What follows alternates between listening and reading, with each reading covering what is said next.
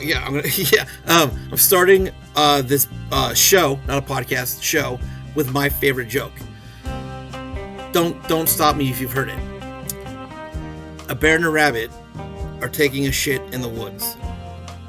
The bear says to the rabbit, "Excuse me, do you have problems with shit sticking to your fur?" And the rabbit says no. So the bear wiped its ass with the rabbit. Thank you very much. Show's over. That's a showstopper. Do you want to know my favorite joke? Yeah, tell me your joke. The past, the present, and the future walk into a bar. It was tense. Yeah. Showstoppers galore. Welcome, ladies and gentlemen, to a new episode of the Once More for Safety show. My name is Matthew. With me here, who will be playing all night at the local Laugh Factory, is Josh. Josh with the joke man. Here we go. Now, this is the third time we have attempted to record this episode. I would say record this episode, Josh. What the fuck are we talking about on today's show? Okay, so we're going to talk about why we, how do I say this? Why we chose horror, or why we choose horror, or why we love horror, I guess. I don't know if you love horror. I just said we love horror because I just assumed that you do. But you tell me if I'm wrong.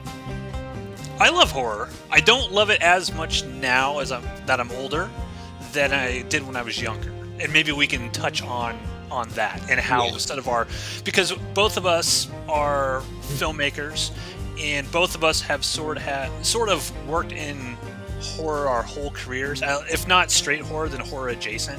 Something that could fit under the umbrella term of horror. I always like to say that, the term horror, you can fit a Serbian film on one side. You can fit like Joe Dante's The Burbs on another side. They're so separate. Those films are totally different, but horror is a big umbrella term, and that's sort of how I define horror. It's not just, hey, does it scare you or whatever. So yeah, we're going to talk about why our careers have just been basically focused on that genre, the horror genre. And why did you want to talk about this episode? Well, I mean, I've been trying to figure out a way to kind of shove this in to the show since we started, because I was like, oh, we're going to talk about, different aspects of filmmaking and all this stuff. But like, what I really want to talk about is like horror films and shit. So I was like, how do I figure out how to work this in to the show? And when you let me choose the topic, I was like, you know what? We can sit there and try to run and hide from it, but we make horror films and that's what we make.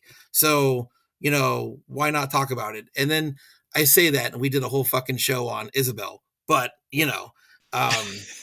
yes. And to circle back to what I said at the very beginning, we attempted to film this one time, and I think my computer crashed or blue screen. We're not filming, we're recording. Yeah, recording. What am I thinking? God. We attempted to record this the first time, and my computer blue screened, and then the second week we tried it again, and we recorded like one segment of it, and then my computer blue screened again. I was trying to use OBS to record all this stuff, but now we have Zencastr, so we're hoping that we can make it through this episode without my computer just imploding, and then we have to record this a fourth time. Look, if this takes a shit a third time, I'm just going to assume this show doesn't want to be recorded, and we'll just move on to something else. Yes, because the second time we recorded this, we had a really good conversation going, and then you told me you blue screened, and my heart broke, and it sunk, and I was like, God damn it. It was pretty good. I don't know how you can get that back. So, well, I have that first segment recorded, that very first segment. So maybe what I'll do is at the tail end of this, as like a stinger to the episode, I'll put that first 15 minutes that were recorded from our second attempt at the very end, and people can see where the conversation was going to go before technology, got in my face and told me no. So then told you to go fuck yourself. Yeah. All right. Correct. So we like horror, and we like horror adjacent sort of things. I'll throw it to you first, since this was sort of your topic. Why do you like horror so much? What fascinates you about this particular genre that makes you want to go make films? All right. Well, without going back, like, because we talked about this again two other times, and so I've already, if you, whatever. When I was a kid, horror was just kind of something that I had in common with my dad. I think my dad accidentally kind of introduced me to this genre. Um, I saw my first horror film when I was like 6 or 7. It was Pet Cemetery. I remember that to this day. I remember where I was sitting. I remember how I was sitting. I remember the shitty TV I was watching it on, and all this stuff. And so that's just kind of a memory that I've held on to. And that one horror film just kind of kicked off like uh, an avalanche of that's all that I wanted to watch. I would pit the worst horror film up against the best film in any genre, and I would always pick that shitty horror film every like 10 out of 10 times. I will do that, and it's just like it's a feeling. It's just like I like um I guess you watch that new horror film and it brings you back to the first one that you ever saw, and that feeling you get every single time you watch something new. It just is the most enjoyable, I guess, cinematic uh, viewings that I've had. So that's why I love the genre. And like I said, I'll pick the shittiest horror film and watch that every single time over the best film in any other genre. So that's me. Okay. So my mother, much like your father, my mother was the one that got me into horror movies. My middle name is Stephen. She loves Stephen King, so she named me that after her favorite author. She always loves to tell the story. But the first movie I ever went to was shortly after I was born. She went to go see John Carpenter's The Thing, and she took me there. And apparently, according to her, I just stared at the screen like I was possessed or something. I didn't cry, I didn't do anything like that. I just stared at the screen, and that must have sunk in because John Carpenter became my favorite filmmaker, and I, love his movies, and maybe it goes back to seeing The Thing. I have no recollection, obviously, of I was just a few months old, I think, at the time, but I grew up largely. Single parent. My mom, she managed a candy store, which was great for me. But she had to work long hours. So when I got home from school, I lived in Southern California at the time. She didn't want me out and about, playing, because obviously I would be by myself. So I just stayed home a lot of times in our apartment. And when she would come home at sort of like 7, 8 o'clock at night, she would always bring home movies, horror movies. That's how I fell in love with Full Moon and Charles Band, the Puppet Master movies, and Subspecies, and all these different things. She would go to the local video store on her way home, pick up a VHS tape. We'd watch it together. She'd get a pizza, something like that. We would sit there and watch. So my love of horror came from my mother, because much like sort of you have those memories of what it was like to watch them with your dad, that's what I have with my mom. My mom didn't watch like action movies and dramas and all of that crap. She watched horror movies Right. almost exclusively, and that's what I was raised on. I saw some of the hardest stuff you could possibly imagine, as a young child, and my mom would even use horror films as a sort of like a mechanism for teaching, like being a parent. Sort of like things would happen in a movie, and it would the VHS would be paused, and we'd have an opportunity. What questions do you have? Don't do this. Like, don't treat people like this, and et cetera, et cetera. So it was actually Right. kind of like a parenting tool in a way, but we got to sort of bond over horror movies. And we talked about this a little bit on the writing show, or the writing episode.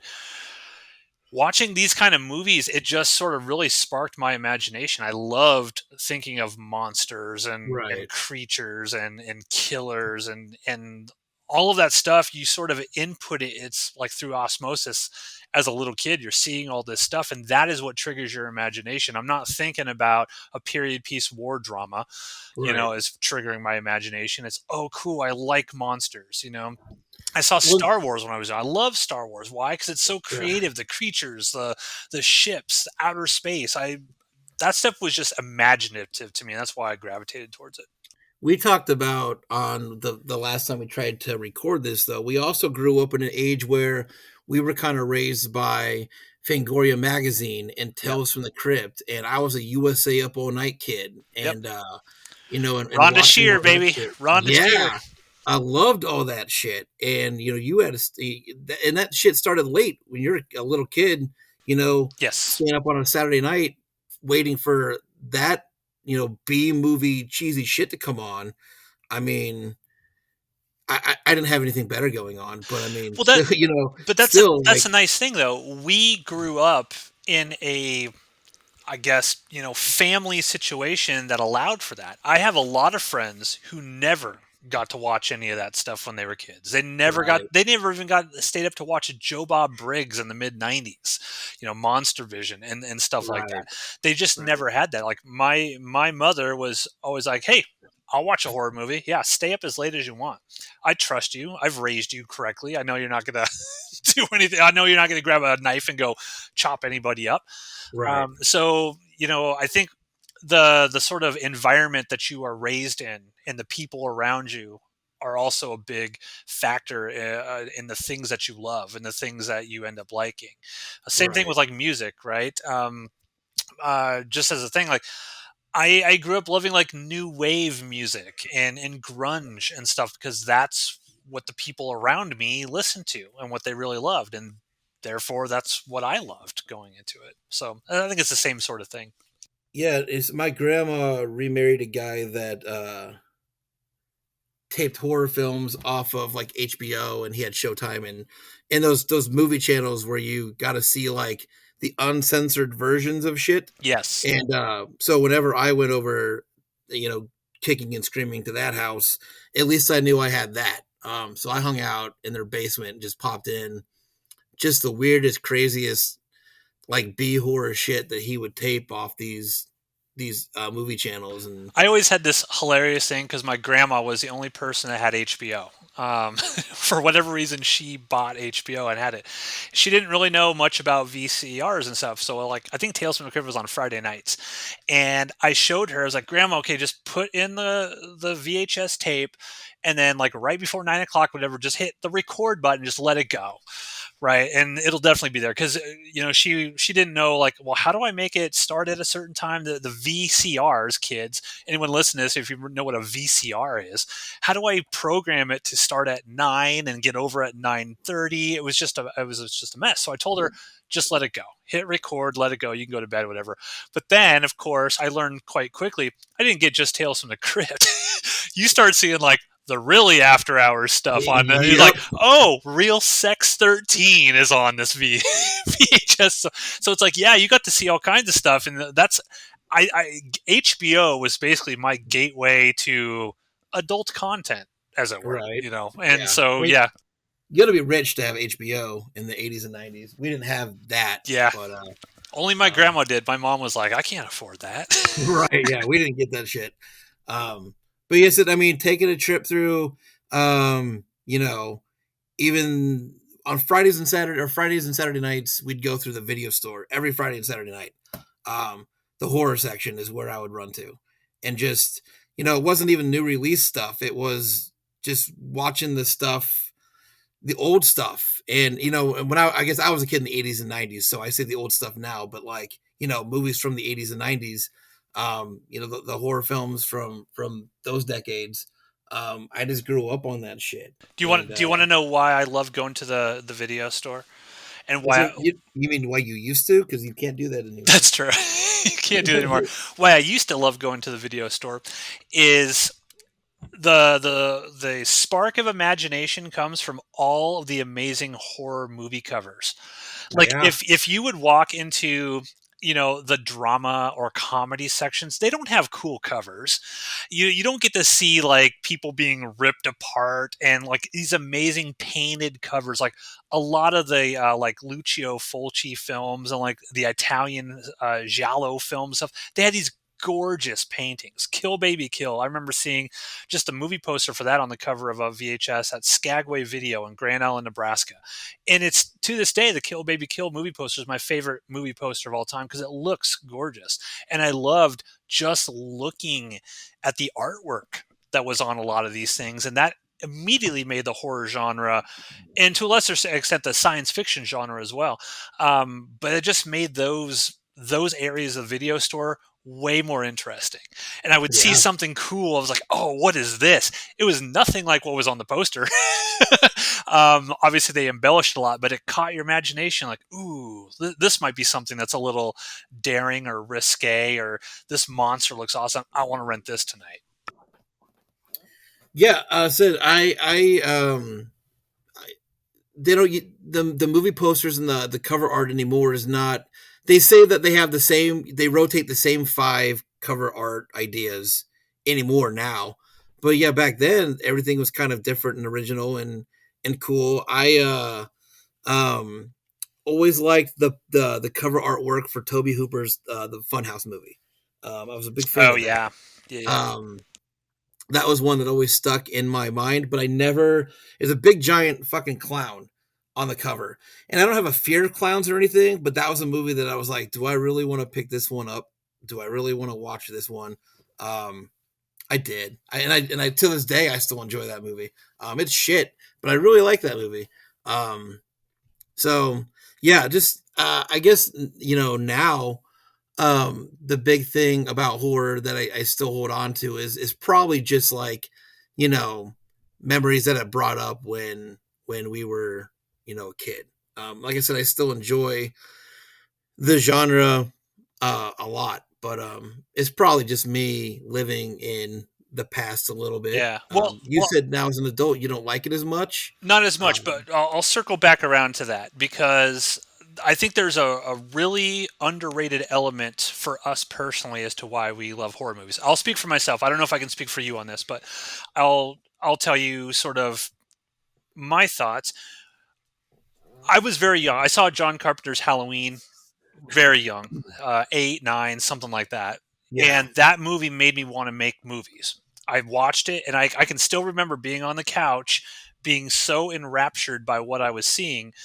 I was like, I want to do that. I want to make movies. Before then, yeah, I enjoyed movies, but that was a movie that made me want to actually create movies. It was a horror film, yes, but as I started getting older and I started watching more and more horror movies, there were so many horror movies that were so cheap and so low budget, like Cannibal Campout. I love that movie to death. Cannibal Campout was a shot on video horror movie. I think came out in '88, directed by John McBride. It's god awful. But growing up as I'm a teenager, I'm like, I can do this. I can't make The English Patient.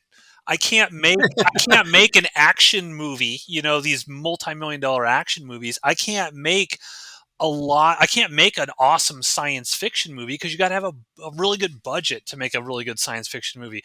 But what genre are there tons of fans of people that people love?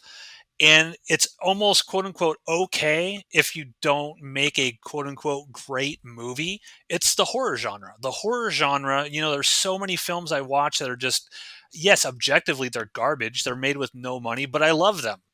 I love them. Why do I love them? Because they're entertaining to me. They spark my imagination. And as a, 14, 15, 16-year-old kid, as I'm like, hey, I can do this. Like I can make a horror movie. I already like this stuff. I've already watched so many of these movies that, hey, these guys didn't have any money and they made a movie and I love that movie. So I can do it. And that was part of the transition, I think, or one of the, I'll say, connective tissue between me loving sort of as a kid watching horror movies and then transitioning to becoming a filmmaker or wanting to become a filmmaker, stating, I can do this because so many other people have done it. And there's no reason I can't do it. And I don't It's know if it's the same way with you, but that's kind of how I transitioned into it. yeah, it's the one genre. I mean, you're right. It's the one genre that you can walk into and get away with a lot of shit. If your effects are cheesy, you can just push that off as yeah, it's a micro budget cheesy horror film. You can break a ton of rules, and sometimes half the time your shit doesn't even have to make sense. Um, any of these micro budget horror films, you go well that continuity or that storyline or that timeline or whatever it is doesn't even make any fucking sense. And a lot of the times horror films will like or horror fans, they'll let you get away with anything. They'll let you Yes, get away with everything. horror fans are very forgiving as long as they can tell that you've really tried to put passion and effort into it, and that they can tell that hey, you made an entertaining thing here, right? Right. And I don't know if there's any other sort of fan base of any other types of films. Maybe some of the low budget schlocky action films, but there's I don't know of any like action movie conventions where thousands Right, of people exactly. show Yeah. up or they dress up as their favorite 80s schlocky action star. I don't know of things like that. There's science fiction conventions. Yes, there are low budget science fiction films, but low budget science fiction films are not as part of that genre, as beloved as part of that genre as like a low budget horror film. Horror Right. films are very unique. I mean, they have a passionate fan base that, like you said, they're okay. They just want to get they just want to be entertained, and they want their imagination kind of piqued, and that's what is so great about the fans of the horror genre. And I can be hard on a horror film. I absolutely can be a hard on a horror film. It's not saying that anything goes, Right. but there's more of a okay. They screwed up that one, but let's see what their next one's going to be like. Sort of. Yeah, they'll throw $10 down on curiosity. They'll pay Yes. $10 for curiosity, all the time. Just to know, all right, I've seen every horror film, but I haven't seen that one. So here's my $10 because I'm curious to see how you did. And our good buddy Tyler Schmidt, he said that he watched when I first met him. He was telling me how the reason he made Seven Down was because he sat in a living room with his sister and brother and some other people and watched this real dog shitty horror film. And at the end of it, he was like, "Well, we can fucking do that," and Yeah. that's why they made Seven Down, just to prove that they could do it also. And they went out and did it. And I mean, it's I don't want to say it's a genre that anybody can go out and do, because I don't think that's a fair statement. Um, because you do still have to have like you know some kind of sense of or you gotta idea of you what gotta you're. understand the genre, and you gotta Yeah. understand what people are expecting from the genre. So, like, right, you're making pig faced, and we're gonna have an episode on that coming up probably next Sunday. You can listen to that or whatever. You're making pig face, but you are an astute horror fan. You've watched horror your whole life. You understand what the audience is going to expect when they watch a movie called Pig Face about a guy Right. going through, right? So if I'm making a slasher horror film, I got to go into it knowing sort of expectations of what people want. Doesn't mean you can't subvert expectations here and there. I mean, I'm not saying don't do that, because obviously it's very good when people do that in their films, Right. but just baseline their expectations and things that viewers want to see and desire to see. And you know you got to understand a little bit of that before you just dive into a horror film. If you had no knowledge of horror at all, um you might get a little ragged on if you you put something out there. It's like, this is not even a horror film. What are you even talking about? Right. Um, yeah. So I don't know. So I think horror fans are the best fans in the you know Agreed. of any genre, really. So Well, if you think about it, they fund their own genre, right? It's them plunking down that $10 on curiosity that keeps the genre going, because it's that money that the filmmakers use to try to like make new movies and get better and better at their craft. So it's kind of like a almost like a crowd-funded genre in a way. I don't know if right. anyone's ever said that, but it's kind of like a crowd-funded genre, at least in the sort of the micro budget realm. It, Um, it's that's the thing, is like not even anymore in the micro budget realm, because there are horror filmmakers, horror directors that have done the crowdfunding thing for their own films, that they went against the studios and just said, hey, if you I know you've seen my shit, I'm not doing a studio film this time because I want to follow my own rules. If you want to see my stuff made, this is what I need. And I mean, I've seen those directors like raise hundreds of thousands of dollars to make their film just because their fans wanted to see that one made. Um, yeah, I horror. won't throw up any examples because the example I have, you hate that filmmaker and you're just going to sit there and Well, I'll bring up one. I'll bring up sure, go one. ahead. Have you heard of Chris Stuckman, that YouTube personality? I have not. No. Okay, he's awesome. He's been on YouTube for, gosh, I want to say like 15 years, doing reviews of all types of movies, not just horror movies, but it was always his passion to make a horror movie, sort of like this found footage horror movie thing. And he's built up such a passionate YouTube fan base of people that just sort of love him, that he's like, "Hey, I'm finally gonna do this. I'm gonna make this horror movie. I just need to raise like $100,000, whatever." And I think recently he's blown past the $1 million mark on Jesus. his Kickstarter or whatever, just because of his fans who also love horror movies want to see him succeed, and they've established. And that's the other thing about a horror the horror fan base, and I'll throw science fiction into this as well, but I don't think science fiction is as great as horror, because science fiction, they have their own festivals and conventions and people who are big in that sort of genre that go around, but horror always felt like a very personable genre. Like, you could go, hey, yeah, John Carpenter is going to be at this convention, and you can walk up and you can talk to him, and you can, well, I couldn't, that's another story. But Yeah. you can go up and you can meet these people, and they'll take photos with you and they'll chat with you, like they'll shoot the shit with you about your movie. I went and saw Bruce Campbell. Steve and I went to go meet Bruce Campbell at Flashback Weekend, and Steve is sitting there just chatting with Bruce Campbell about being a low budget, no budget actor, right? And it's like, they feel like the big quote unquote personalities in the horror genre, they feel like you can just go say hi to them, and they wouldn't look down on you and stuff. So it just felt kind of like a family atmosphere as well.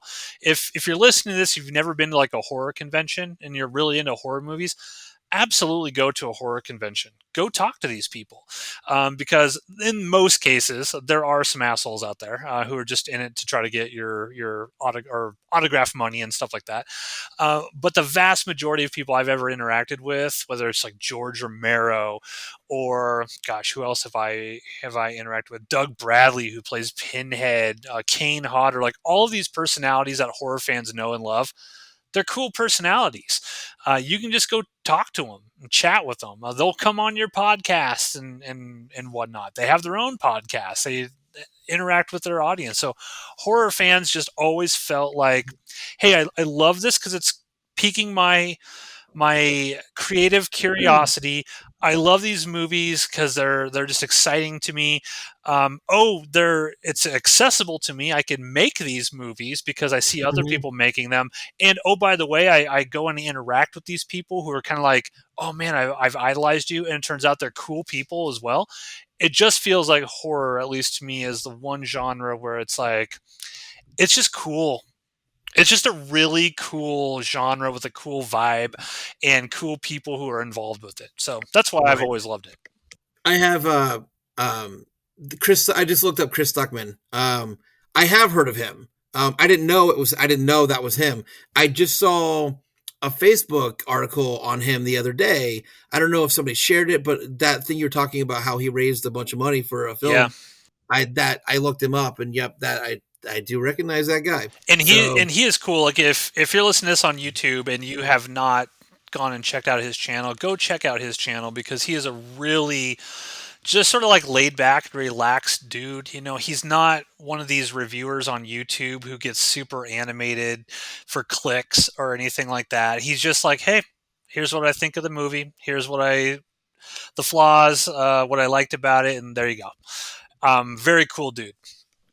you talked about how horror is just like a cool genre, but it's like cooler today than it was, um when, again, going back to when we were like, 80s and 90s, like that was like an underground kind of thing. Like it's like wrestling. You watched it, but you didn't really talk about it. You know what I mean? Like Yeah, the when we first tried to record this, we talked about how, or at least I talked about how, like, if you're you're that kid in your like group of friends that likes horror films, but like you're the weird kid in your group of friends, because every time you suggest something like that, everybody's like, no, I'm not watching that shit, and yeah. you can't make me. Or my parents Um, won't let me. I'm not. I don't yeah, want to watch people get eaten and stuff like that. right. So it's a lot cooler now. It's like it's grown up a little bit. It's just like, now it's a thing where you can watch a horror film, and you can talk about it with people, and you can talk about all the different things you like about not just the movie you watch, but like the genre in general and the subgenre of horror films, and what kind of horror do you like, and all, because there's a million different subgenres now of horror, and it wasn't like that, again, when in the 80s and 90s, it wasn't like that cool thing to talk about. So Yeah, it's you had to definitely a you had genre to get it that's, from like Fangoria and Gore Zone. That was like your yeah, only outlet. You know, there was no. It's funny because everybody listening to this, like we are that transitional generation where we still remember like typewriters and payphones and all of that stuff, like pre-internet. Like I would guess 99% of the people listening to this right now didn't grow up during those days at all. And I distinctly remember, it's like, how do I learn about this stuff? I had to get Fangoria magazine or yeah, Gore Zone or something like that, and it came out once a month. You had to ask your mom, "Can I go to the can I go to the bookstore? Can you get this for me?" Because I mean, they weren't. I mean, they're really expensive now. I think Fangoria magazine is like $20 a pop now. yeah, they're crazy It's now. crazy Yeah, expensive. It was expensive even back then for a magazine. And because it's sort of one of those niche things, right? It's not like Fangoria magazine was selling 10 million copies, every single month. right. But back then, you just could not um, have easy access to this information, and because there was not easy access, there was no internet where all these people to learn this stuff and to find all these people across, in different states or across the world who are interested in the same things as you. Yeah, if you did not have other friends who were interested in it, you were just kind of left to your own devices, right? You were just kind of like, okay, well, I had my mom. I cannot remember another friend at least in California, that was ever interested in horror movies. I didn't find another friend that was interested in horror movies till I was basically in middle school / junior high time when I moved to Aurora. And so then it was like, wow, when you find that person that loves something as much as you do when you're that young, that's Yeah. like, it's great because you're like, oh, I can finally talk about this stuff to somebody. So yeah.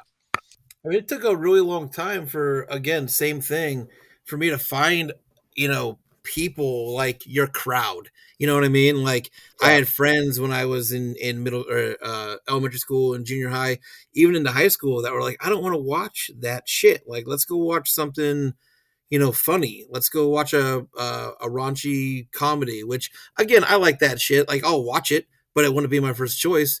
Um, Like it no, took, nobody's having deep discussions about American Pie when they get no. out of it, but everybody's talking, having conversations about a great horror movie when they get out of it. you Right. know, Yeah. and so and that's the thing that sort of sets horror apart in my view. It's, you know, no, I'm not saying every horror film has, deep discussions on, but horror says something about the human condition, whether it's about the person who's watching it and choosing to watch this kind of stuff, or whether it's something that the film is trying to say about society or whatever it may be. A lot of comedies, it's like, yeah, I love Happy Gilmore.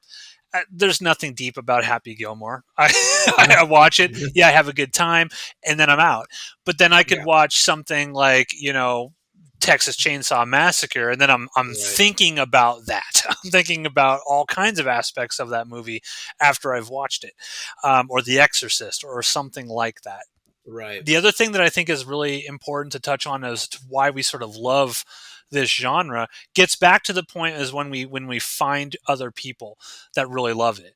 I know, like, the people that I really found that connected with me with my love of horror are the people who are still dear friends to me to this day, and I keep in contact with them to this day. So it's that sort of like building new friendships that last around this common thing, which is our love. Oh, yeah, let's get the big clamshell box of Zombie Lake and let's go watch it up in your room. This horrible movie. I still have that too. A Zombie Lake clamshell VHS. Haven't seen that one, Oh but God, it's bad. It's so I bad. have a VCR. But So but it's like one of those things where it's like you make lifelong friendships with these individuals over this genre and these movies. And so I think that adds to the love element of, well, I'm never going to disassociate myself entirely from the genre. I certainly, circling back around, I don't love this genre as much as I once did, but I'm never going to disassociate myself entirely from it. right. I went, talking about people that love horror. Um, I went the other direction kind of after so long. I started hunting people down that hate the genre, up into and including my wife, who hates horror films, like with a passion, does not like them. And now my favorite thing to do is to drag her to all these different horror films and just watch her get the shit scared out of herself. That's my favorite thing about watching horror films now too.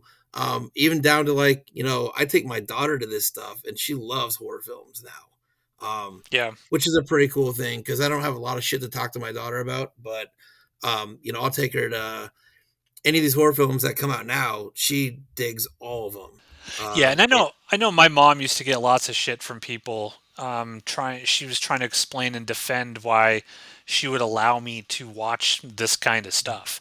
And, looking back on it now, it's one of those things where it's like, man, I bet there's times she felt pretty bad about that, right? Because she's being judged. Like, yeah, I had friends that sort of judge, like, why, and their parents that would judge her as, why are you letting your kid watch this kind of stuff? But again, it comes back to good parenting. If you're a good parent, your kid's going to know what's real and what's not, what's entertainment, what's not. And again, she used these as teaching moments for me. And I never grew up like, I was seeing nudity and sex and graphic violence from a very young age. I don't feel like it ever warped me because I understood what I was watching. Now, if I had watched all this stuff on my own without ever having any context or any sort of guidance whatsoever, yeah, maybe I'd be out there like murdering cats or something like that. Um, right. but I always felt like I had a parental figure there that knew how to parent. Yeah. I mean, I have I have rules in place when I watch this shit with her, and it just, the big rule right now is just there's no nudity in the films that I watch, or that I let her watch. It's not a thing. I used to watch the films before I let her see them. Now you can just, like when the new Scream movie came out, I asked a bunch of friends, "Hey, did you see this? Was there any of this in there?" No. Okay. And, I took her to that. Um, but I mean, said, if she's watching something and she's like, "Hey, this one's too much," we shut it off. I don't force her to watch that genre film. I'd never do that. That's just something, like, she knows that I watch and she gravitated towards. And so that's why Yeah. my daughter's my favorite kid. So That gets back to like the people that you're around as you're growing up, right? What are they interested in, and you gravitate towards that. Just like I gravitated towards horror because of my mom, you know. yeah, And I do think it's a really interesting sort of thing where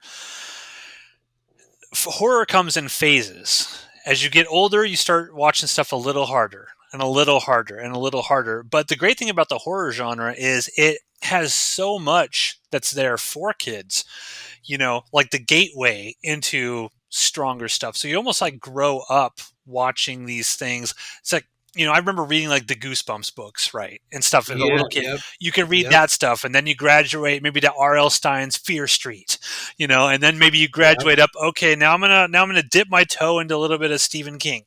And then when you go to Stephen King, you're like, okay, let me dip into Clive Barker, you know, and there's like a gradual progression.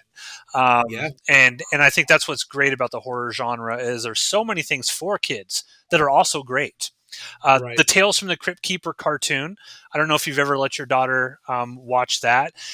I would No, she hasn't seen I that. would absolutely. I have the DVDs if you ever want to borrow them. It Yeah, was a it was a it was on for 2 seasons. I think it was produced in Canada. Tales from the Crypt Keeper cartoons, fucking great. It's so great. They take it seriously. Like the animation style is really good. The Crypt Keeper's in it, but it doesn't have the sex and the violence and the hardcore stuff. But it's a great right. gateway to werewolves and vampires, and they actually adapt a lot of the EC comics from that time period, just without the gruesome violence in it. Super super cool. I'll let you borrow those if you're interested. Yeah, we started with her like we started with like the Monster Squad, That's a great um movie. and Gremlins Yep. and shit like that were like, had that little tiny bit of like, horror spark in there, Yeah. but wasn't just like, gonna completely demolish her brain and not let her sleep ever.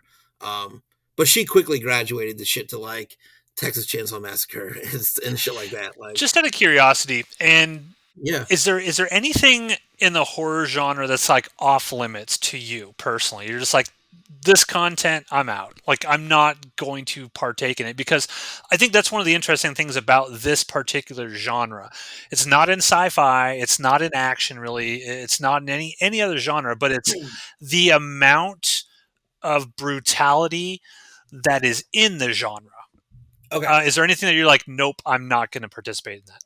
So I'll tell you the only horror film I ever shut off, and I feel like I got trolled a little bit, and I blame you, and because I feel like you guys reviewed this film. The only film I ever shut off was a Serbian film.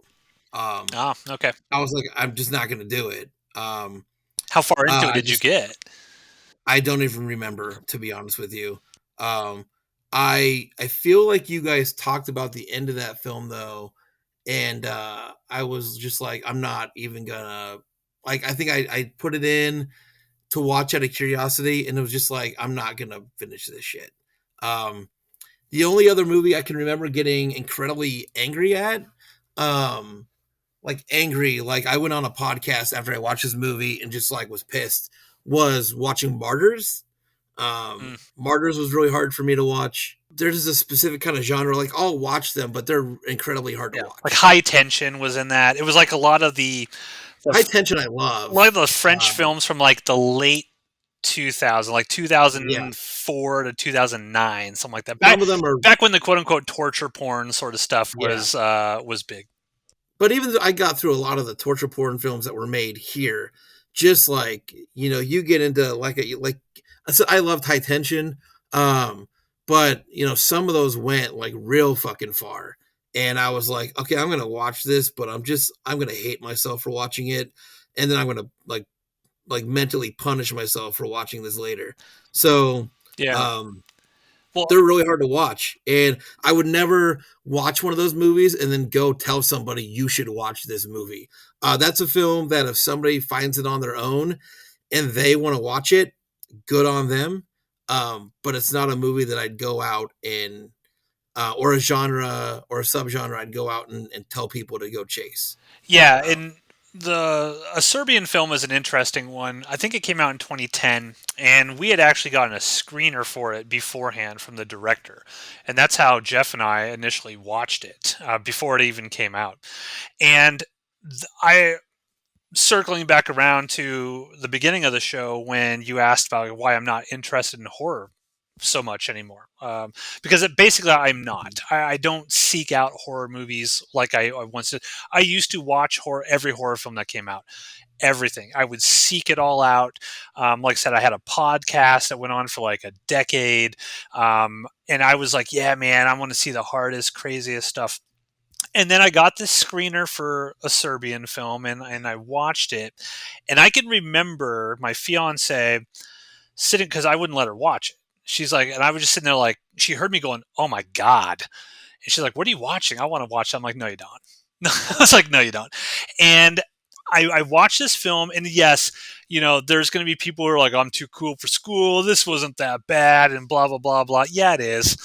Like, even if, yeah, maybe some of the effects with the newborn baby don't look super realistic, and you can tell it's not, it's a special effect, it's still the whole idea of what's going on with this newborn Right. baby, right? It's what's happening to this guy's son at the end of this movie, and Yeah. like all of this stuff. It's the ideas, right? It's the ideas in horror that are what's a sort of effective.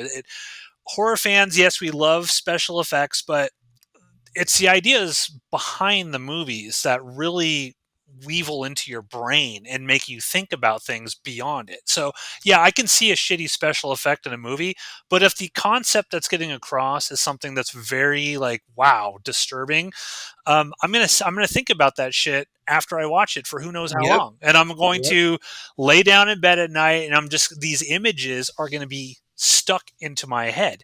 And I watched a Serbian film, and we talked about this on the show back then, and that was the moment where where I started questioning myself as to why I even want to watch this stuff. Like, it was just like an internal reflection where I was like, okay, Mhm. yeah, Tom Savini, great. It's awesome watching this person's head get exploded with a shotgun and Maniac. Right. And it's amazing watching these people get their throat, torn out, and people put in these horrible situations. Awesome, awesome. That was the first time I was like, why? Yeah. Why am I getting enjoyment from seeing these kinds of images? And a Serbian film was like really the first time I'd watched a movie where I'm not getting any enjoyment out of watching what's going on. Hmm. And I think it was partly because of the realistic way it was shot. It was shot like kind of like a Hollywood movie. It had a very good budget. It wasn't like this low, but it wasn't like Necro Files where you can see a baby, you can see the string that the flying baby is on. It's not like, I don't need to take this serious. It felt like a real legitimate thing that you're like, okay, I'm seeing something that's not designed to be sort of It's designed to really disturb someone. And it's effective at doing that for a lot of people. And, to me, I just started looking, I'm like, I'm not going to look at the horror genre the same way again. Right, because I'm gonna compare everything I see from this point forward to this. I need to take a Right. long break from the horror genre to sort of get this out of my brain. And so that's kind of like why I drifted away from it. Now, I was making movies subsequent to that. I made movies all the way up to 2021 for another decade after I watched that. I made horror Right. movies, but I I I made comedic horror films. I didn't really make anything super serious or dark Right. or anything like Right. that. It was just kind of like, and the one film I did do that, we've already been over it. I hated it. I hated Yeah. every Yeah. minute of it. And Right. so I kind of drifted into making more entertaining, sort of light-hearted fare, for lack of a better sort of term, still within the horror genre, still using monsters and vampires and things of that nature, but nothing hardcore.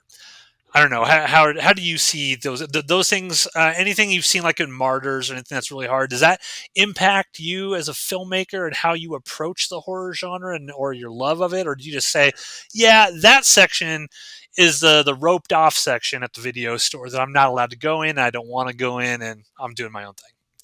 That's like I said, Martyrs. The Serbian film was the only. It's the only film that made me tap out. That made me go. All right, I'm like Did you get to the baby scene? Do you remember the baby scene? I don't remember. I don't remember how far I got when you Okay. just brought it up. It kind of like I got a little bit of memory of that. I'm trying to think of when you guys even did that episode, because that's when I tried to watch it. I think I got linked to it. I don't even think I like could find it anywhere. I think I got linked to it maybe. I don't remember how I even watched it. I just remember shutting it off. Um, the Martyrs I got really pissed off at, and then had to watch it again for something else. And but like it wasn't as bad the second time around because I knew the shit that was gonna be in there, and it's the same scene that pisses me off. But like, at least I knew it was there. So there was like warning, and it was still equally as hard to watch. Um, uh, again, you know, we both know Maddie. Maddie said every time we did that, our separate podcast, when we used to do that, those are the kind of films that she would just wreck us with the fucking films that she would suggest. And like she just like we'd go kind of a little bit light on some stuff, and then she'd be like, how fucking where's the deepest, darkest part of this box? Because I'm gonna reach down into that and make these guys like fucking watch some dark shit. She was really good at that, and that's how I saw a lot of those films because it was because of her. Um, it's not something I would have sought out myself. Inside, But that was another one I remember from Inside was one of them. that French Frontiers was one of Frontiers. them. Yep. Yep. Like that shit. I'm just like, I don't like it. I'll watch it if someone's like, you should check this out. I'll watch it, but I the brutal honesty about that, just that subgenre of film is just I don't like it. I don't. They know how to make a film that makes you squirm. That's Yeah. just what it is. It makes you uncomfortable, and it makes you wish that you didn't have eyeballs And anymore. that's the point, right? That's what those filmmakers are trying to do. Is they're trying Right, to make you uncomfortable, and they're trying to right. make you do that. Now, I always say that horror is a young person genre because when I was younger, the stuff that we would consider "quote unquote" tame now, that stuff scared the shit out of me when I was a little kid. Right? There's tons of movies I watched that I was like, "Oh my god!" Like it real. I can still go back to those vivid emotions. Now, if I watch them as a 40-year-old adult male, I'm not going to have those same feelings when I watch a No, lot of these things. And the reason why I think horror is so important as for a young person, sort of growing up, and why it's so much more impactful to a young person is they haven't seen the world yet. All of this stuff is new to them, and I have a job. I'm not going to go into what my job is every day, but in my yeah, job every day, I see horrible shit. I see the mhm, things that people do to other human beings. I see photos, I see descriptions, I see all sorts of things. And you get to a point when you just, at least for me personally, I'm like, I don't want to watch this kind of stuff because the worst things in this happen every single day. And I don't really want to see this person like, now you're making pig face, or you made pig right, face, you're making pig face too. There's lots of graphic violence in these movies, right? But the tone and the tenor of that is much different than something like Martyrs. Okay. oh, So by like miles. exactly. And so you can look at something like that's graphically violent. Like let's look at Evil Dead 2, for example. There is tons of blood and violence in that, or Reanimator, Mhm, or right, Brain Dead by Peter Jackson and stuff, but it's almost cartoonish. It's that's it. it's Yeah, so over the top and ridiculous that you can't take any of it seriously. It's not meant to be taken right. seriously. It's meant to just be, hey, this is just sort of fun, imaginative and entertaining. Um, But there is that sort of that other side of things where they can make stuff very serious in tone, like a Hmm. Martyrs, and you're seeing people get sort of flayed, and you're just kind of Yeah. like, you're like, okay, I'm not supposed to enjoy this, and I'm not enjoying what I'm watching here. I'm just feeling gross. So Right. there's a difference. There's a difference because I've heard people say, "Well, how can you like Evil Dead 2 if you're saying that you don't like these things?" Josh and I are talking about a very specific niche within the horror genre. It's these Yeah. very realistic, intentionally created to not be entertaining, but just be disturbing. And I don't want to see Right. that because there's too many disturbing things in real life that I have to see every day anyway. I don't want to watch a woman cutting open a pregnant woman with a pair of scissors and pulling out Mhm. the baby. Like, I don't No. want to see it. And No. it's not because I'm like, I'm just a pussy and I can't take it. It's Yeah. because, no, I think maybe you're kind of a freak for wanting to watch that. Like, Right. Yeah. why would you want Yeah. to partake in that? Somebody, I'm, somebody being eviscerated in Evil Dead 2 is not the same as someone being eviscerated in Frontiers. yeah. I mean, if they cut that baby out and then there was a punchline, I'd be like, okay, I can deal with this. Um, so you bring up Pigface too. Every single one of those kills in that movie have a punchline attached to them. It's written almost for like comedy. You know what I mean? Yeah. Like it's just goofy shit. Um, so Martyrs and Inside and Frontiers and shit. Like there's no punchline to any of that stuff. It's just it's tough, and it takes a special kind of person to watch that shit and then go eat dinner and go to bed. You know what I mean? It's like, Yeah, and it's so weird because like I've been to many horror conventions, and you always, and I apologize if you are one of these people who are listening to this right now, tell me in the comments how wrong I am. You always see somebody wearing a Cannibal Holocaust t-shirt with the girl who's got the stick up through her ass out of her mouth, and they're just mhm, displaying that, wearing this t-shirt around like they're proud. It's like, come on, man. Like, really, is that something to be proud about? That like, right, hey, yeah, I can wear a t-shirt with this woman completely you know murdered and wrecked on my t-shirt. Like, that's not a badge of honor, and yeah, that's the part of the horror genre that I don't like. Now, I'm right, not saying like it's terrible and everyone who watches that kind of stuff. It's just me personally, I can't relate to any of it. I used to when I was younger. I definitely could relate to that stuff, and then I grew up, and then I realized, oh, okay, worse shit than this happens in the world constantly, and I have to deal with it every single day, and I right, don't want to partake in this with my stuff anymore. It's like, it's almost like you mature as you get older, and you get into your early 20s. You're like, I'm going to watch the hardest shit I can because, yeah, fuck yeah, man, I'm awesome, I can handle this stuff. And yeah, then you start, then you get into relationships with people, or you may have kids, and you start like living life and realizing, yeah, I don't need this. I just don't need it. yeah. Here's a question I do have, kind of switching gears a little bit. Do you feel like once you started making horror films, and once you kind of pulled the curtain back and you saw like how all the strings were pulled and all that stuff, that it kind of ruined your, I guess, your love for the genre as well? Do you feel like once that magic was kind of exposed and you saw like, how it was done, it kind of ruined it for you a little bit? Um, I don't think so. I think my it's not that I don't love horror films. I still love horror films. I still love the genre. It's just I don't have the passion for it that I once did. And I don't think that being a filmmaker within this genre has sort of influenced how I look at other films. If anything, it's made me have more of appreciation for them, because especially if I'm watching a micro budget film, like Right. like I can tell you, Josh, you let me watch Pigface. You sent me the link for Pigface.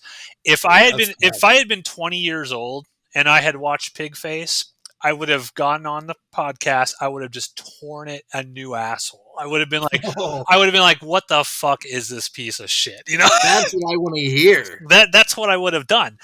Now, I'm in my 40s, and I look at it, and having made many, many no budget movies and understanding the process and what needs to go into it. Now I watch it and I'm like, this is pretty good. Like yeah, it's not the greatest thing in the world, but Right. I'm not expecting the greatest thing.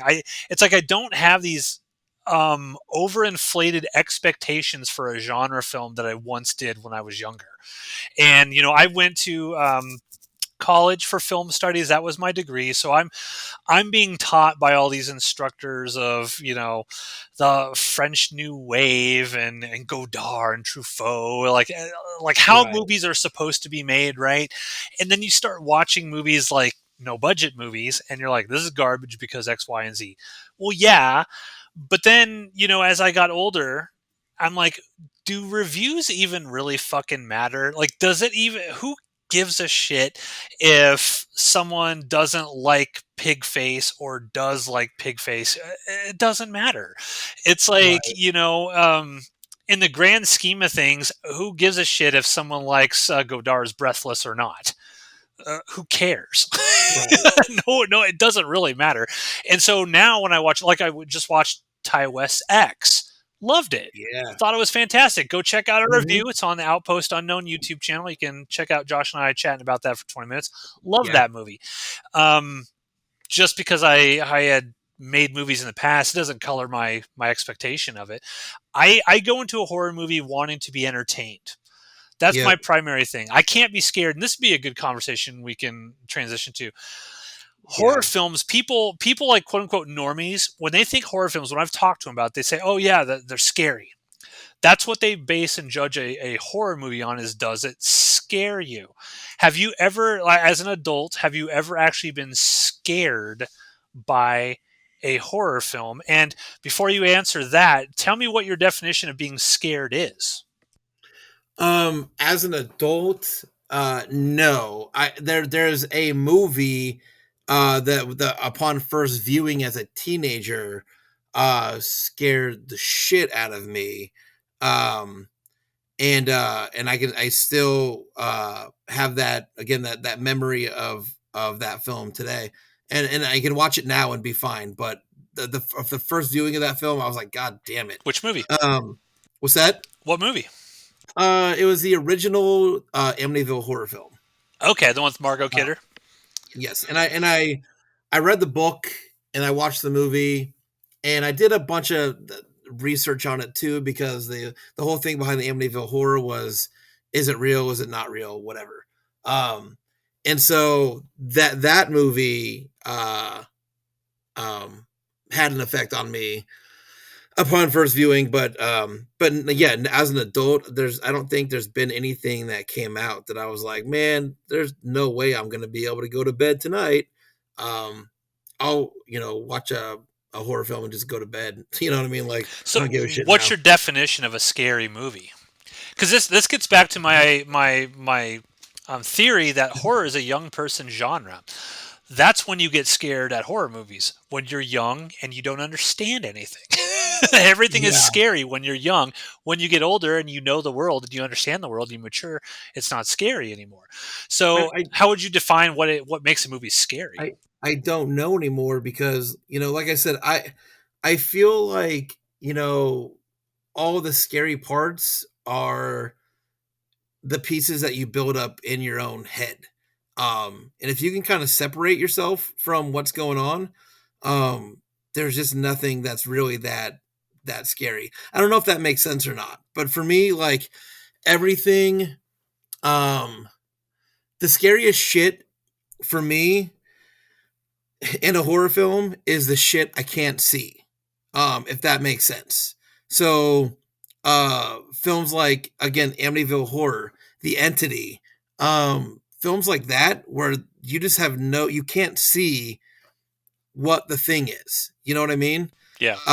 That's the shit, because you build all that shit up in your head. So it leaves it up to you to create that own thing, or that image in your own brain, and anything that you can cook up in there is scarier than any shit that you watch on the screen.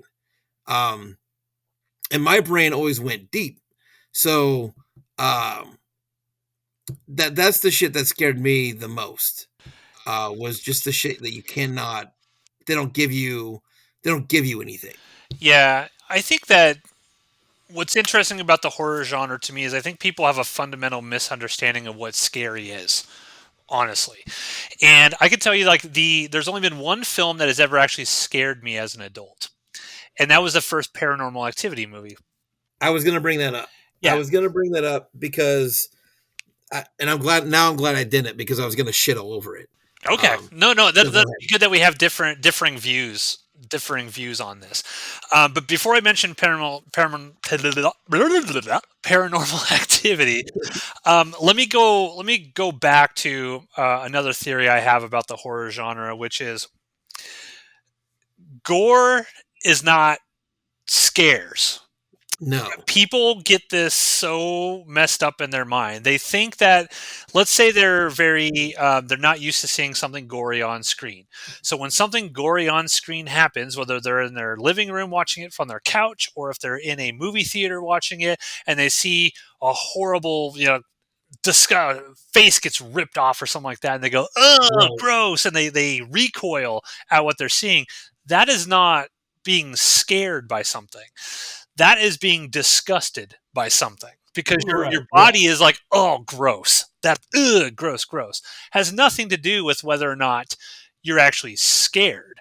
To effectively scare someone, it's all of the images that come before that moment. It's the pacing, it's the tension, it's the atmosphere, it's the build up where your body is being put into a state in which you're like, something's coming, I don't know what's going to happen, but I'm actually really worried about what's going to happen to me. And being able Right. to close your mind off, like, and getting into Paranormal Activity.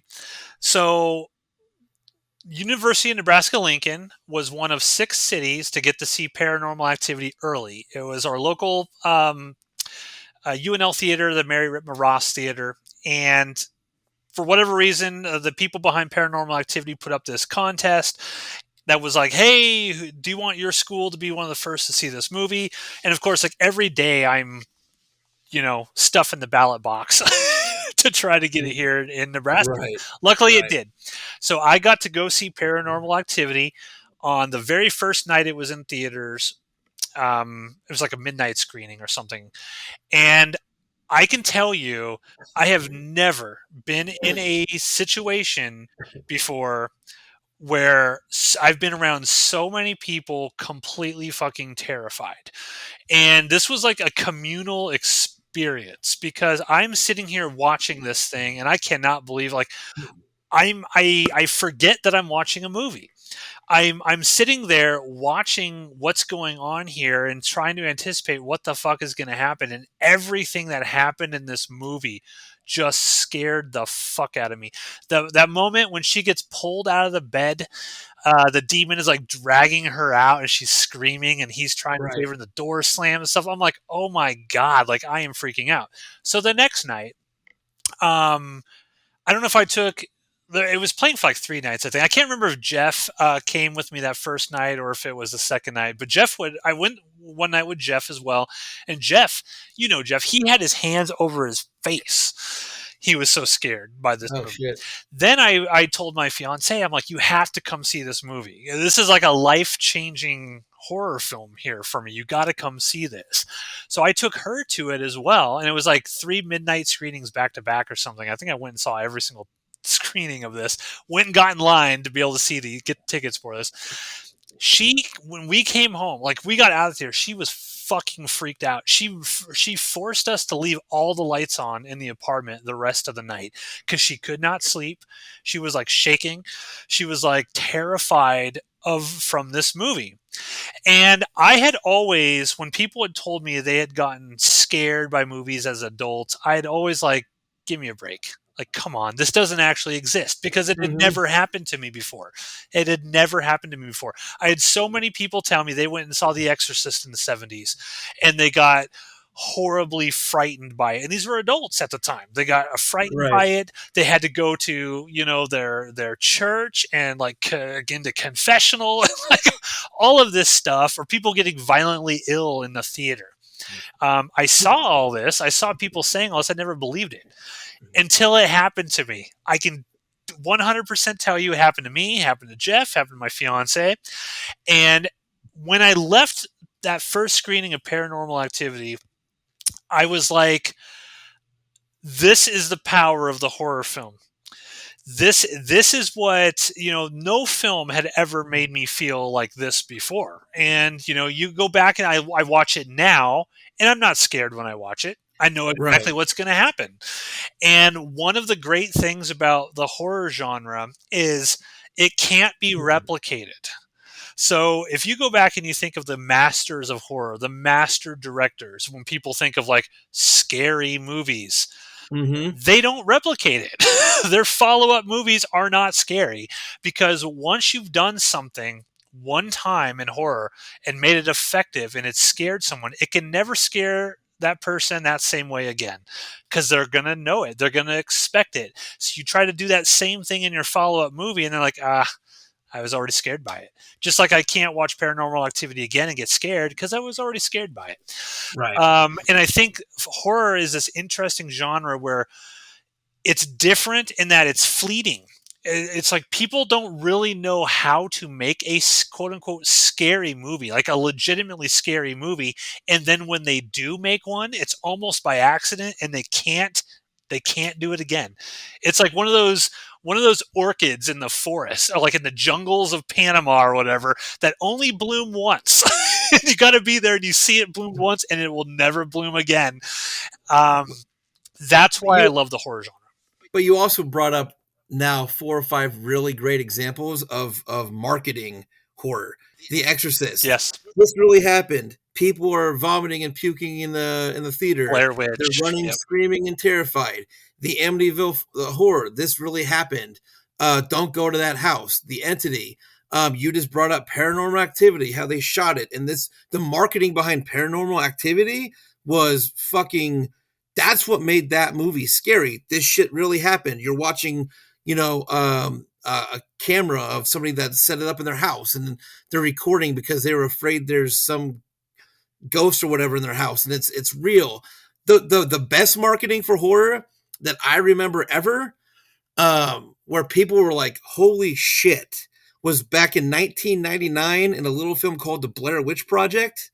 The Yeah. marketing behind that fucking film scared the shit out of people. Now, what's interesting is I remember seeing the Blair Witch Project in 1999 with DJ. DJ fell asleep during it, and I came out of the movie. I was like, "This is the dumbest shit I've ever seen."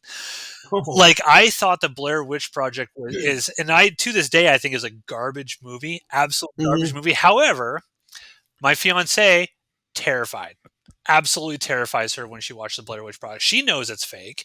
She knows it's not real. But when she watched it, it's one of her favorite horror movies of all time because she's like, it terrified me when I watched it. hmm, Absolutely scared the shit out of her when she watched it. And horror affects people different ways. I know there's people out there listening to this. They're laughing when I said Paranormal Activity scared the shit out of me. They're laughing, right, right?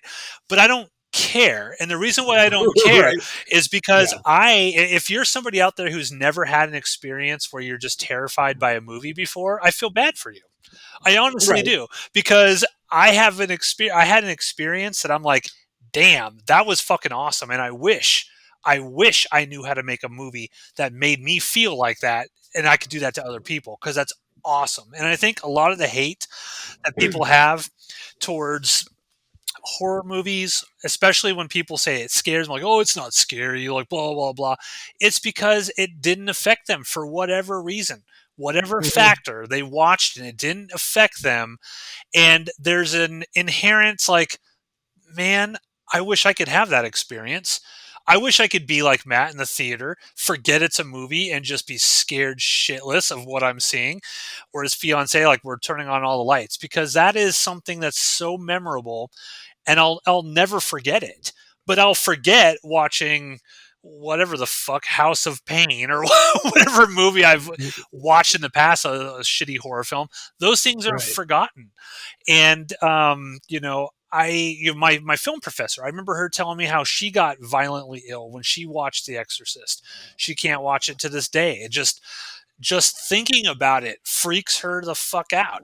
And I watched The Exorcist. I'm like, this is it. Like, what are people freaked out? But people who are deeply religious, that movie can affect them in a different way than it affects me. I'm not a very religious person, so that's everybody is different, and horror affects people differently for sure. I like to take those people that say that they've never been scared by a horror film and put them in a room and put a hidden camera in that room and really see, really see their true reactions to some of these films. You can come out of a room and say it didn't scare you and it didn't affect you, but are you really feeling that way, or are you just kind of flexing a Yeah. little bit? Hey, I'm cool, man. No horror movie's too scary for me. Uh, Yeah, but again, getting back to it, for my case, I've never been scared by any horror film as an adult other than that one movie.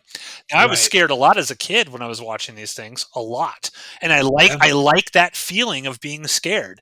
There's like there's a physiological thing that happens in your body when you're scared. Adrenaline, you start to perspire, you just feel on edge. It's like a drug in a way, and it's like I like that feeling. And I, Yep. I don't get that feeling when I watch horror films. I watched X. I wasn't scared during X.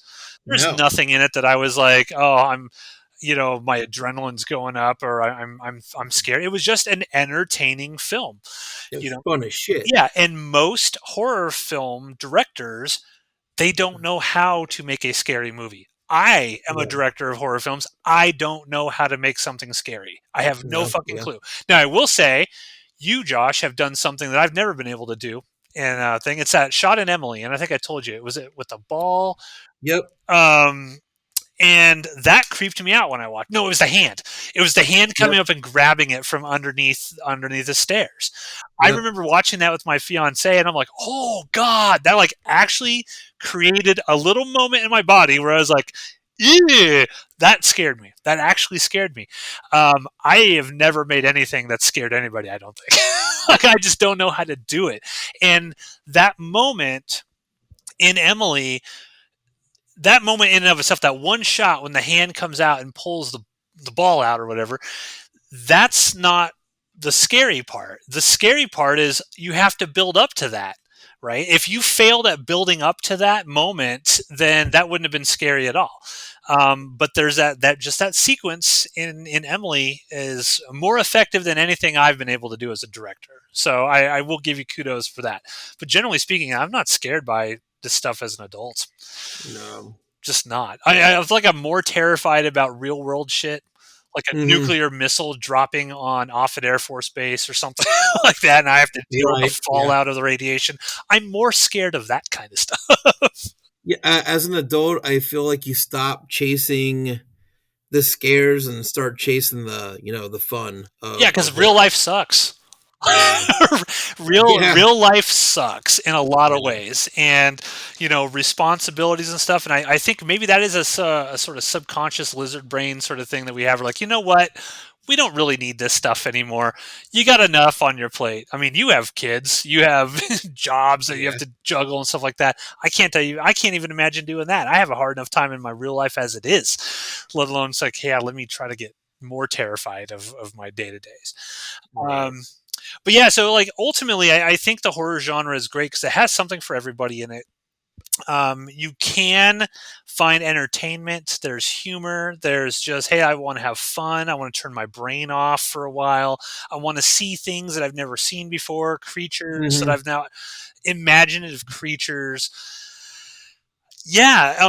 Would you say? Oh, let me ask you something real quick. Your daughter. You say you go to these movies with your daughter, and she loves horror. Yeah. Have you ever asked her why she loves horror movies? Like, I don't even know how old is your daughter. How, if you want to say on the air.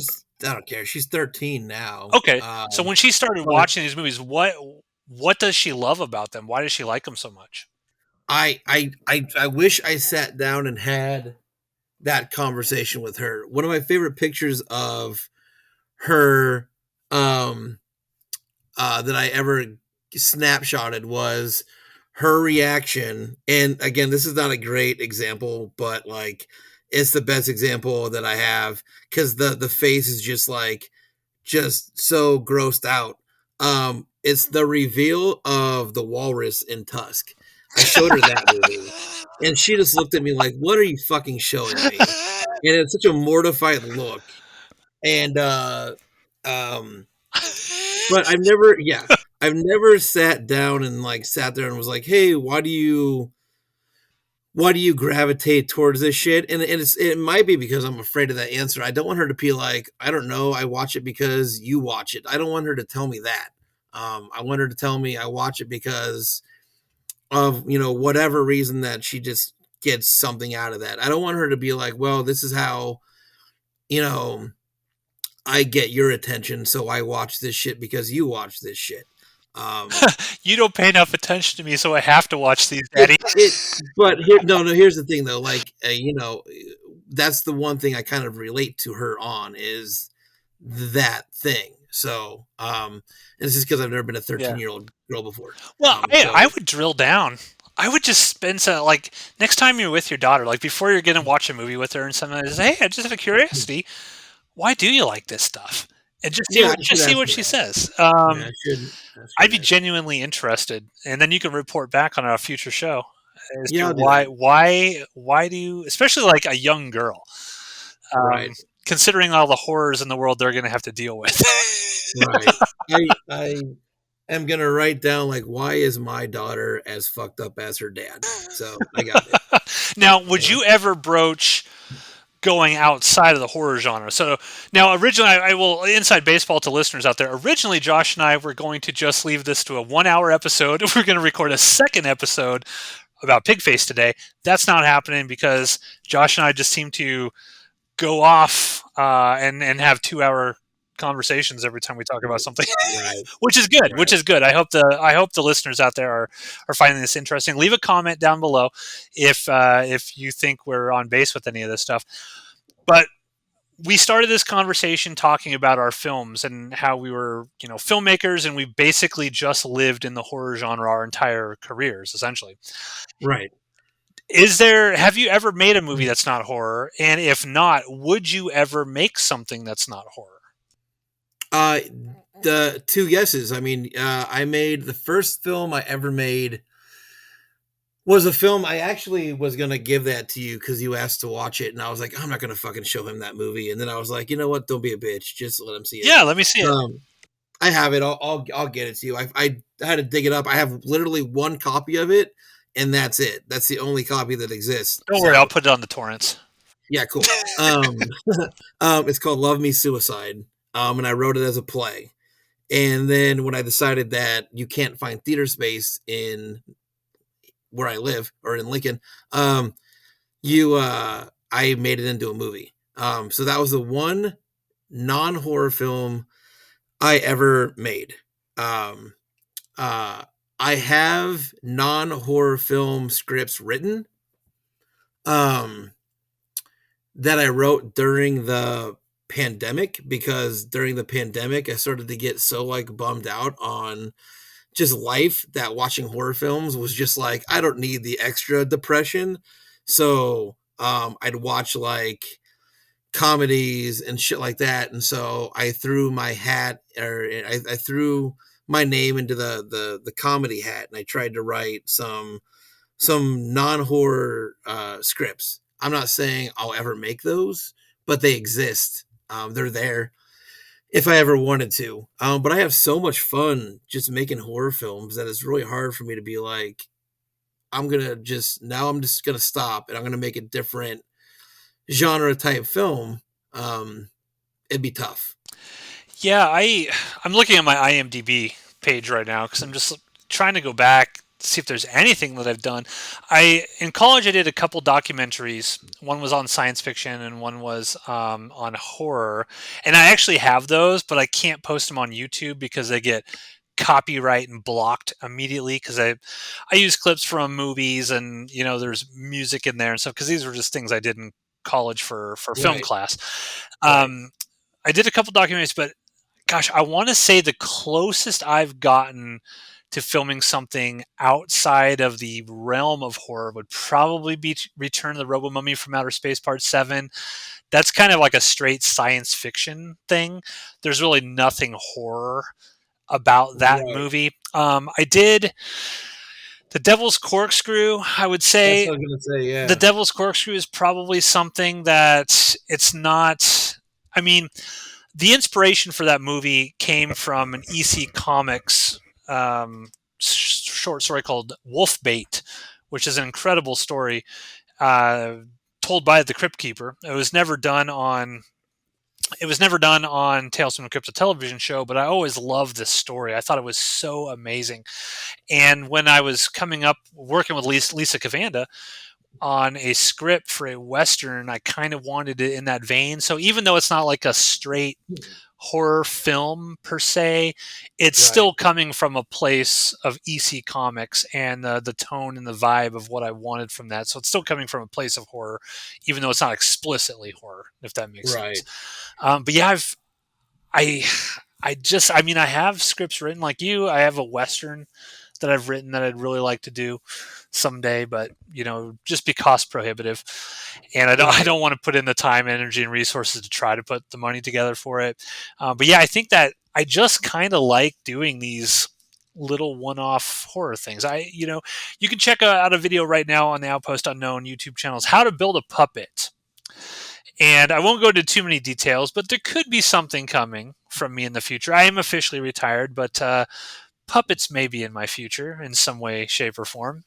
And I still get that itch, but I don't want to just like, hey, I'm going to write a drama. Maybe Last Breath. Last Breath is not really. It was Right. based on a real story. That's another Lisa Cavanda. I guess maybe the films I've made written by Lisa Cavanda are the Right. least horror things that I've ever done. Is that really based off a real story? Yeah, I had yeah, no idea. yeah. That was based on a true story, and Huh. yeah. So I think it was Lisa's friend. It's what happened to one of Lisa's friends, or something like that. Gotcha. I had no So idea. yeah. Um. Yeah. So I would um love to try to make one of these non-horror films. I don't know if I know how to. You know what I mean? I don't know if halfway through that movie I'd be like, okay, well, what if just this one thing happens? And, like just to put this element of horror kind of in there, just to, sneak it in. And then we'll veer back into whatever else is going on. Um, Yeah, it'd be it's hard. it'd be tough. It'd be a new Yeah. learning experience because when I started out making horror movies, and that's the other thing maybe we can touch on is what was the first horror movie that you made then? The first horror film I ever made was okay. I was talking about this with Greg the other day because we were going through our shitty filmography. Um, I think was The Wanted, which Okay, The you also Wanted. reviewed on the Splattercast. Yeah. Did I Um, trash it? I don't even remember. you were way nicer about it than I expected you to be. So The Wanted was the first horror film that we made, and that was based off of me watching a film called well, it's two things. I watched House of the Devil, Ah, um, Ty West. Yeah. and then The Strangers was kind of part of it also. See, I hate The Strangers. I love that I movie. hate that movie so I much. that's so that's so sad. I should revisit that movie, and because that's the other thing is like a lot of these movies that you dislike when you're a certain age, you might feel Right. differently now. And so Yeah. I'm a big believer in revisiting things that I was really, really, really disliked.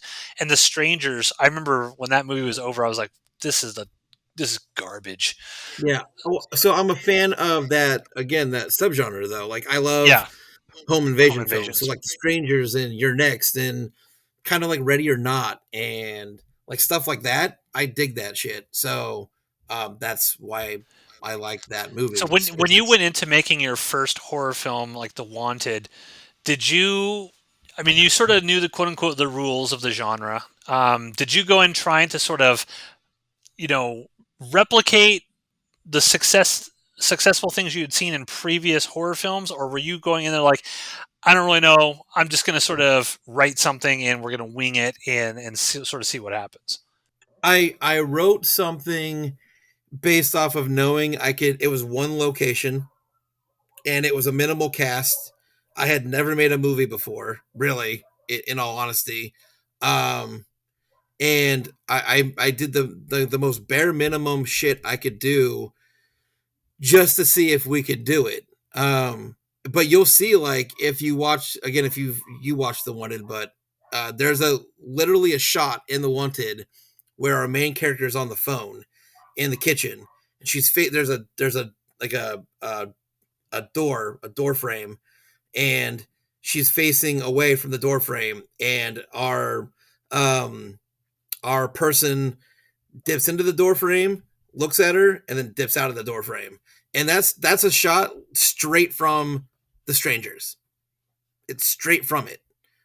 And I love that shot in The Strangers so much that I just put it in my own goddamn movie. Um, Yep. so, um, but again, that was, a real bad failed attempt at trying to build some tension and trying to create something that was like, kind of scary and um, not full of real gore because there wasn't a ton of gore in it. And I did the effects for that movie. I did all the effects for that movie, and it's all shit. Hmm. But I'm gonna have to um, rewatch that because I have the DVD on my shelf. So it's so I'm bad. gonna I'm gonna rewatch that. Um, I found a whole bunch of Midnight Frights and like Tyler Schmid movies um, as I was going through my totes when I moved over here to my new oh place, and I yeah, was like, "Oh, I have all of these DVDs still." So I'll have I to wish I revisit. I'll did. have to like. Do you have like a video of that? Because I can post like the clip of what you're saying on the video. Um, If not, I can rip it, burn it if I need yeah, to. I just have copies of the movie. I have the trailer still sitting somewhere on YouTube of The Wanted because I got a random reach out the other day if somebody wanted to see the trailer for it, and I was like, "It's on YouTube. Look it up. Yeah. I mean, have fun. Leave me alone." Um, uh, but yeah, it's all. It's a lot of that shit's sitting out there on YouTube. And actually, the first short I made was and again, this is my claim to fame because I will take this all day long. The first short I made was a short called The Zombie Squad, and and uh, that has like 400,000 views on YouTube.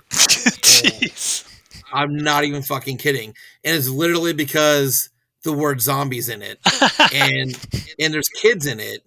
And that's actually the one of the very first feature films I wrote. I was gonna make a feature film called The Zombie Squad. And that's again, it's just the monster squad with zombies in it. That's all it is. There's a kid in that film that's wearing a Stephen King Rule shirt. It's the fucking monster squad with zombies in it. That's what it is.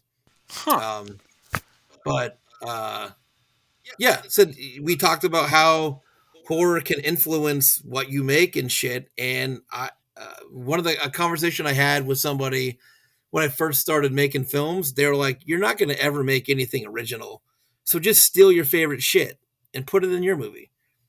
And I mean, I'm not saying I stole every single goddamn idea, but there's spots, there's little shots, there's little moments in movies I go, I fucking really love that, and I know there's a way I can sneak this in. So Huh. yeah, Yeah, and especially when you're first starting out, you're just doing the things that you love. That as I grew, because there's a ton of shots in the grand horror, for example, that are from like Japanese ghost films and stuff like that I thought were effective at the time. But you're making your first one, you're just trying to, and we're getting into a completely different topic here. yeah, Making we some we movies. we fucking veered real We, hard. we did veer.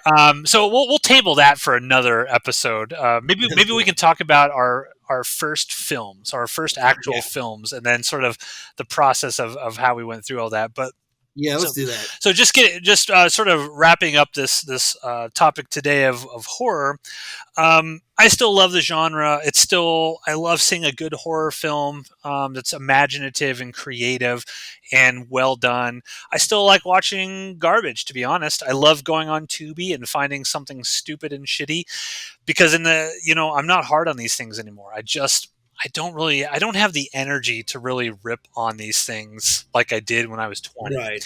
And Well, you watch these films like on Tubi also in the best kind of atmosphere you can, and that's with the other shows that you do, you watch it with friends and you guys sit there and review it and you have a good time and yeah, you have some drinks and Steve just as Cast, yeah, Steve Cast on the Outpost Unknown YouTube channel. If you are listening to this and you haven't checked out that show, yeah, that's where Steve, Rachel, myself, and we always have a special guest. We'll have to have you on, Josh, for one of these if you want. yeah, We pick a random movie on Tubi. It's not always horror. It could be pretty much anything crazy that we see on there, and we watch these things in 15-minute chunks and then comment on them and just have a good time with them, and we laugh. It's the only podcast I've ever been a part of where almost the entire time I'm just laughing, and it's just an enjoyable experience. There's something to be said about putting yourself in just a good mindset, and when you're laughing, you're happy. Well, if there'd be awful shit going on in your life around that, but for like 3 hours, just sitting there with friends, laughing at this bullshit that you're watching, it's just a good time. It's just a good time, and so yeah, check out the Steve Cast plug and all the other shows. They're on the Outpost Unknown YouTube channel. We got video game shows. We've got other sort of like Jeff and Rachel just put out the Weirder the Better, which is a fun show. So check that out. And yeah, leave a comment.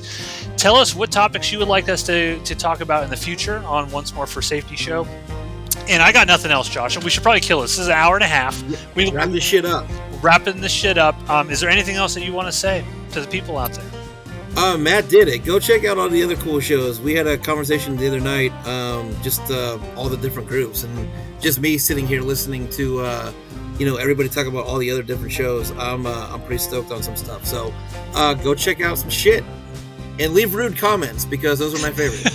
Yeah, leave a comment. We know you disagree. It's the internet, and you have you think you have a say, but you really don't.